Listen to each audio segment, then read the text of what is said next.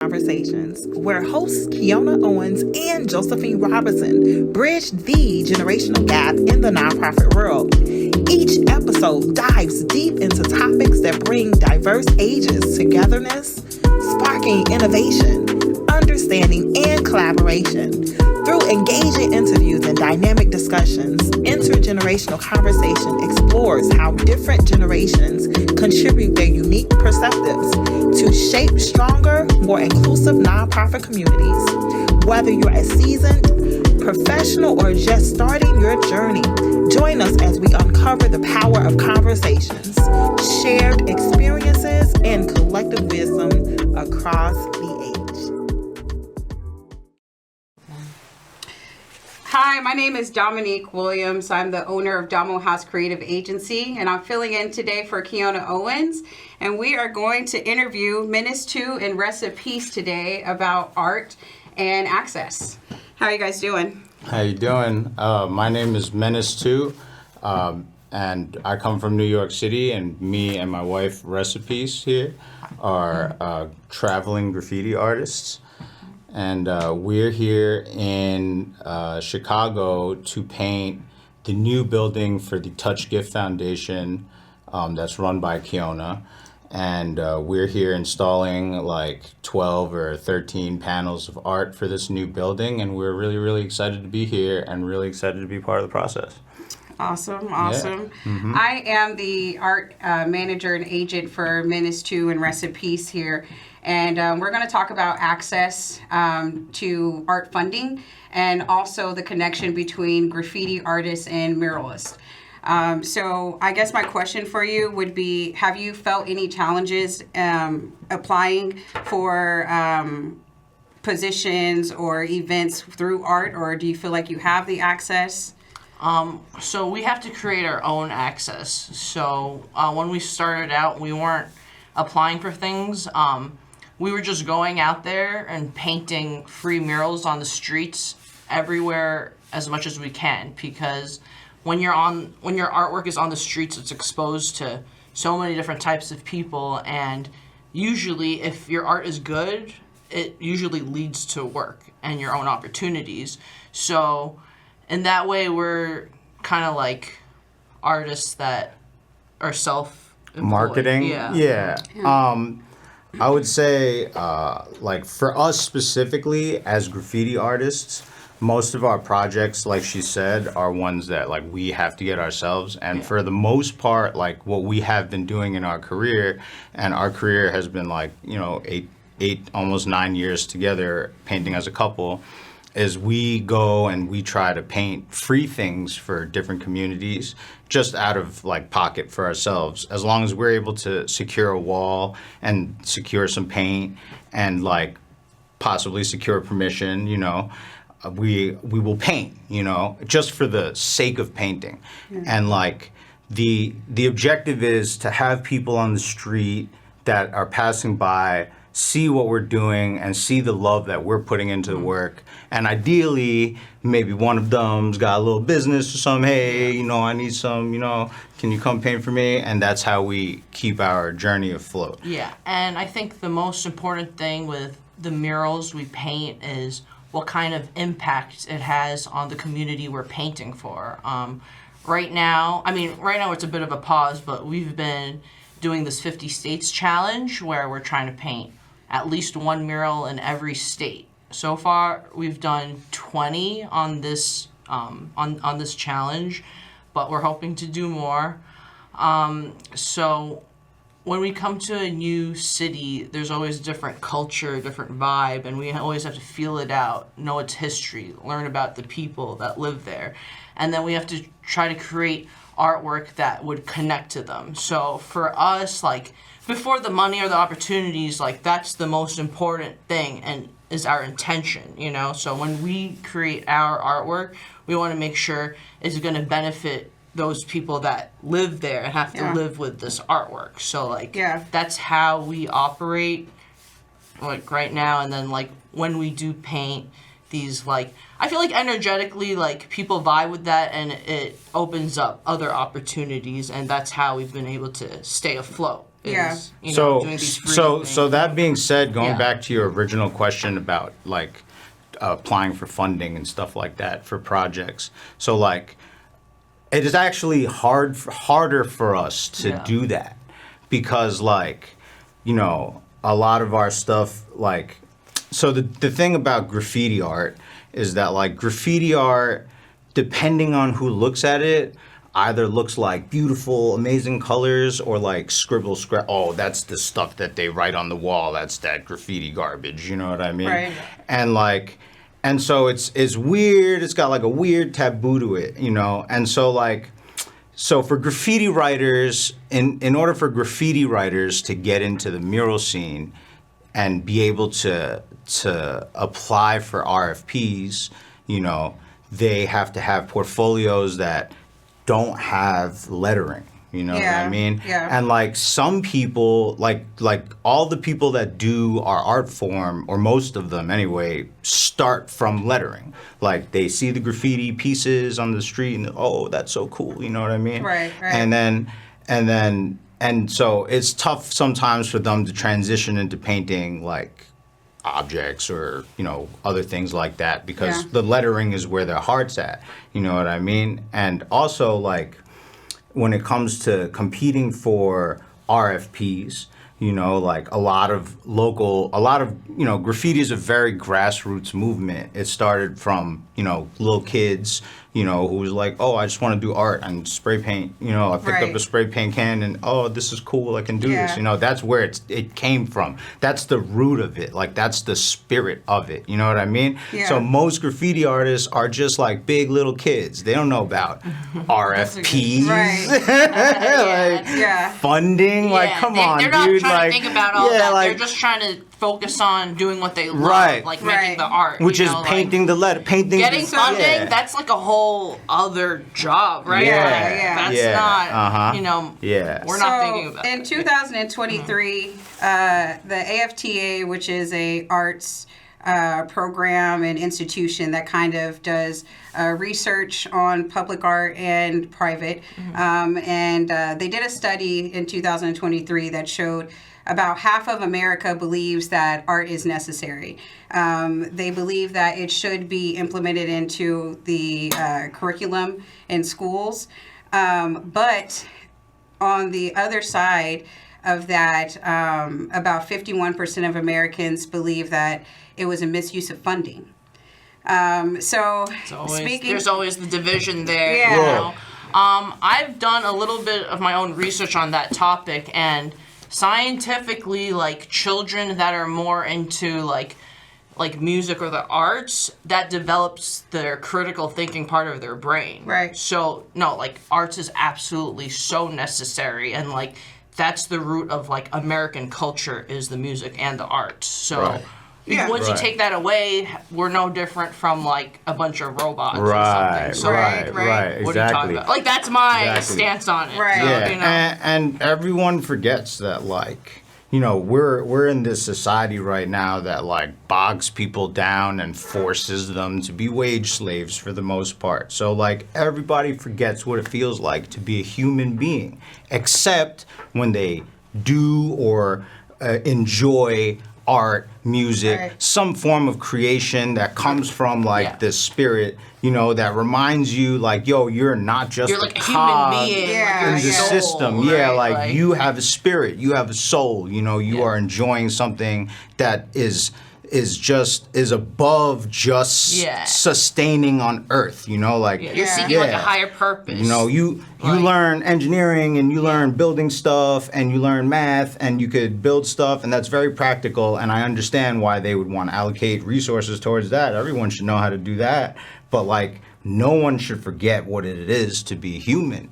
And to Yeah. be human is to enjoy the art and know how to do art and know how to create art. You know? And understand the meaning behind it and Yeah. be able to I think discuss that's recognized it, right? in other countries. I mean, it's a part of their curriculum. Yeah. Art is really, I mean, they have like real producing classes for engineering, the kids that want to be into, go into music. They have dance courses.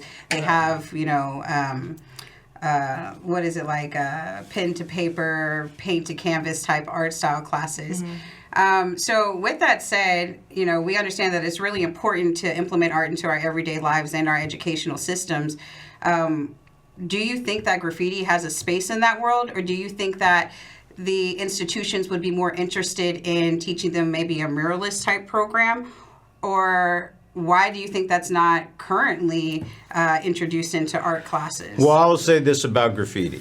Graffiti is I would say, the last all-American human art form that will ever be created That's that a is bold new. statement. And That's a bold that's statement. crazy. No, I'm saying I mean, if you I'm think with about, it, but like, that's a- I'm saying that's a heavy crazy statement. things right the now. people who Yeah. do it, like the people who are out there like vandalizing, going out there doing Yeah. their But- names outside illegally, like they're not doing it for money. Like, Right. That's not Yeah, the purpose. yeah, It's just because they love to do it, and like that in itself is kind of an art form, right? Like, Well- you would risk your Well, freedoms, hold on. Right. But Put it's not this up. just that. It's that also, we are now entering the age of artificial intelligence. And like, yes. this is the age where like, I go on Spotify and I'll listen to some music and I'll be like, wow, that sounds great. And then I'll look it up and the artist is an AI artist. And I'm shocked. I'm shocked because I'm like, wow, I'm listening to a computer algorithm right now. You know what I mean? And like, art is the same way. Like now you can type in, whatever you want to create on ChatGPT and boom, hit the prompt and boom, an image pops up and it's beautiful and you can print it and you can send it to a mural printer and it'll print it on your wall. And that's cool. All that is cool, but it has no spirit, has no soul, is not human. And so graffiti is the last human-made American art form that will continue to be raw. Because if you ask ChatGPT, hey, do me a sick graffiti style in this word, in this style, it will give you something that kind of looks like graffiti, but lacks the, you know what I mean? The sazon, yeah, like it. Lacks the, you know what I mean? To make it real, right? Exactly. And so, and there's just a difference between like seeing something painted on a wall and like being able to go up to it and like look at each brush stroke, like look at each spray paint stroke. Wow, there's a drip there. Yeah. Wow, he dripped it and then cut it back versus like you printing it on the wall. You print it on the wall, like They printed have it on mural the wall, printers now, by the way, where it's like a Yeah. machine. It prints the murals for you. Yeah. Yeah. There's a graffiti artist, or maybe that he wouldn't fall underneath a graffiti artist, but That's a he different discussion. Yeah, he uses like a little robot that has sprayers on it, and it Oh. just goes and it prints the piece that he wants onto the wall. And he is fighting for his place in graffiti, Well, saying hold on. that he is moving with the times. He's taking advantage of not the technology that we have. So he is a graffiti Wait, hold on. artist.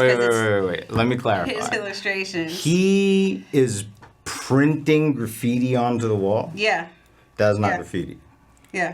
That lacks soul. But Or- but with that said, people are paying for it though. Industries are having him print their logos and put custom designs with it onto the wall. So going back to the start of the conversation when it comes to funding and how graffiti is kind of put in this space of like dirty, illegal artwork.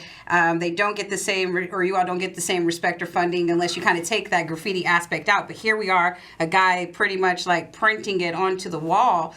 Why do you think that there is a difference between the artist and AI, the artist and the printer? Well, all right. I mean, as far as like answering your last question about like whether we should include graffiti in schools as like part of the funding and it being part of the program, I said all that AI stuff to just kind of like drive the point home that, you know, graffiti as you see it on the street is an actual art form, you know, like there's thought behind it, there's a culture behind it. Like not only is there's like a deeply ingrained inner city American culture that's passed down with traditions, values, respect, crew structures, hierarchies. It's a whole thing. Yeah, it's a whole system. Yeah, it's a whole I don't think system. people know that because it's like the vandalist art. You know? I don't think people understand that there is a it's its political own side set to of it. rules for something that's breaking the rules. Right. Like, And it's Make a much sense. very Yeah. American art form, you know, like, oh, let's just write our name wherever we want. Haha, America, you know what I mean? Like, you can't get better than that, you know what I'm saying? So we should celebrate this art form. However, in many cities, it is viewed as a blight on people. It is viewed as like a quality of life issue. And like, you know, some cities spend lots of money going over their graffiti because they're, oh, we don't like the way this looks, blah, blah, blah. Okay. But like they will turn around and see like a mural painted by somebody using spray paint and be like, wow, like that's amazing. How did he do that? So cool. You know what I mean? But the graffiti guy did the same thing. It just like in your brain, you see one and it's like, that's vandalism. And then you see the other one and you're like, oh, that's art. But you gotta remember like that art came from this. You know what I mean? And so it would be important for the generations ahead, especially the ones that are still interested in creating art in the era of artificial intelligence, when you won't even have to, oh, let me learn how to draw. Like, you won't even have to do that. You just have to, boom, and the picture comes up. Like, I'm so scared for But, like, you could tell what's AI generated and what... I understand this, but, like... Although sometimes I do fall for the fake news, AI fake news. And like, It's crazy that, like, you know, today, in today's society, we have to ask the questions of, like, is this real? Is this fake? Real like, news? is this real art? Is this real music? That's annoying. Like, you know what I mean? Annoying. So we need to make sure that the next generation, the kids, can remember that humans at one point in time did in fact create art with their own hands. You know what I mean? So yes, graffiti is very important and should be kept in a curriculum at a school. So I think also though, like, if you feel like graffiti is important and it should be a part of school curriculums, or at least like the history of it could be taught. The history of it, That's really because important. doesn't That's that kind of take streets, away right? also from the edge of graffiti? I mean, it is kind of grounded in human experience. Yes. And if it is institutionalized, does that take... does that take that grit out of it, that feel out of it? I get that point, but I feel like graffiti is just one of those movements that always changing with time, you know? Like everything else. Yeah, it like started in like the late 60s, early 70s, the graffiti as we know today, the urban, you know? Right. And it was just young kids just throwing up their name and then on streets. But now look at the way... And then look at the way it globalized. Yeah. Now it's like all over the world. Right? International art with international networks, with large companies making money off of this. Like, think about like Montana spray paint. You know what I mean? Like, think about Loop. Like, how much spray paint they sell, and then they go to these graffiti jams that are organically put together by members of communities. Just like local that want to bring art to their communities, and they pay big money now. You know what I mean? And it's a whole culture. And then there's like, oh, I've seen Monster Energy sponsor jams and Red Bull and like, Rust-Oleum spray paint and like, it's big money in this stuff now. Right. And like, and now this culture that started as a very raw, like, I just want to put my name on the streets because I feel like it, and that's like what it is. 12-year-olds in like, the 70s. Right, like that's what the rawest. That's the rawest graffiti. You know what I mean? Right. Like, what we have now is a more commodified, trying to make money structured, you know what I mean? But that being said, like, if you had asked me 10 years ago, like, hey, if you had told me 10 years ago, hey, man, like, one day you're going to grow up and you're going to make money doing graffiti, I would have been like, Nah. get out of here, bro. Like, you lying. But now I make my whole The money movement off has it, come a really long way. Yeah. Yeah. So in my role as an agent for artists, I work predominantly with graffiti artists and muralists like yourself, as you know, we work together. But so we want to make sure that we have the same access as said muralists, do. So what do you feel would be key to the elevation of a graffiti artist that's looking to get more opportunities that are paid? Because you guys do a lot of free work. Keep putting your artwork out there. And when you put your artwork out there, make sure it's the best artwork that you can do, and think about the impact your artwork is leaving the community that it's about to live in. That's the best I could give, advice I could give. And like, once people see your artwork, if they like it, you're going to generate business organically from it. And Absolutely. you could be self-made artist, just. And on the other side of that, Your own boss. what would you say to the generation that doesn't see the benefit of having graffiti art on their streets? What would be something that would encourage them to want to see more works like that? Well, I mean, I think the next generation will want to see graffiti stuff on the street. But if it's not for everyone, not everyone has to like it. You know what I mean? Yeah, but like, it's for the people that really and like, I am really concerned about the direction that humanity is heading in terms of like art and like the AI thing, as I mentioned before. So like, anything we as humans can do to preserve human arts is something that we should promote and fund. Absolutely. You know what I mean? Yeah. Well, Menace 2 and Resa Peace have artwork here in Chicago. If you guys can let viewers know where they can check out your work. different locations in Chicago, but the one that I think is the most known is the one on I think it's Grand and Ashland. I don't know, but it says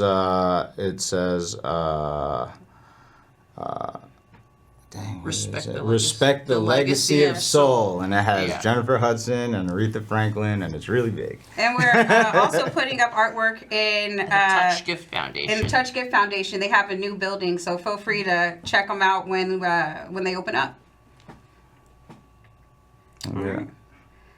Well, thank you for sitting down and having this conversation today. Yeah, we appreciate it. Yeah. I really enjoyed talking what I had to say.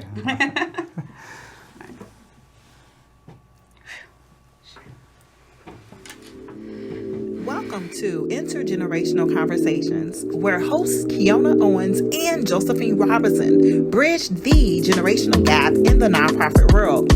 Each episode dives deep into topics that bring diverse ages togetherness, sparking innovation, understanding, and collaboration.